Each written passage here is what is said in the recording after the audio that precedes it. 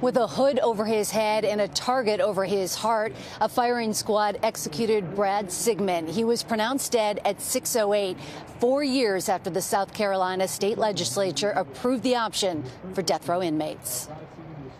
In this room, behind a century-old electric chair, 67-year-old Bred Sigmon was strapped down here.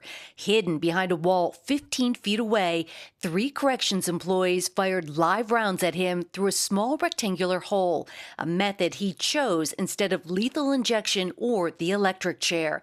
New bulletproof glass was installed to shield witnesses. Do you expect more states to follow suit? No. Why not? This was a political game that the Republicans in our legislature fell for when they voted for that. Nobody really wanted this. Why not? It wasn't necessary because we had 2 methods of execution. We had the electric chair and lethal injection. John Osmond is the former director of the South Carolina Department of Corrections, where he oversaw 14 executions. While lethal injection remains the primary method in most states, drug shortages and botched executions have led to a revival of older methods.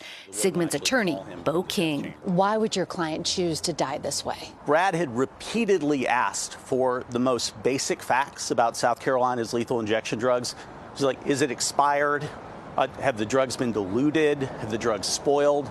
And he was repeatedly refused that information. So he chose a firing squad. He chose the firing squad.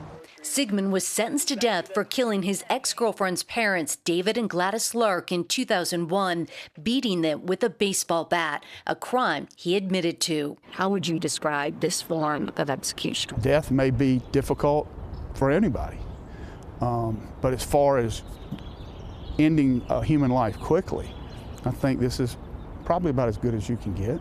23 states currently have the death penalty. 5 allow the use of a firing squad. This was an impossible choice, but between the prospect of dying strapped to a gurney over 20 minutes, drowning in the blood and fluid in your own lungs, as opposed to the firing squad, he made the only choice that he could.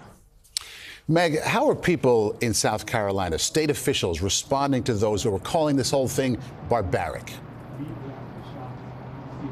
Maurice, the state of South Carolina maintains that this is not cruel and unusual punishment because they let the inmate choose the way they are put to death, whether it is lethal injection, the electric chair, or now a firing squad. If they don't make a choice, the electric chair is their default.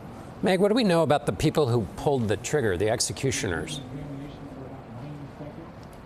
We know that they are part of the corrections staff. We know they volunteered for the assignment, but because South Carolina passed a SHIELD law in 2023, it protects the identities of everybody involved in an execution, so we don't know who they are. Meg, just a couple of seconds here. Did we get a sense of his last words before he was put to death? Yes, his last words, Maurice, he wanted to say, I want my closing statement to be one of love and a calling to my fellow Christians to end the death penalty. Meg Oliver in Columbia, South Carolina. Thank you.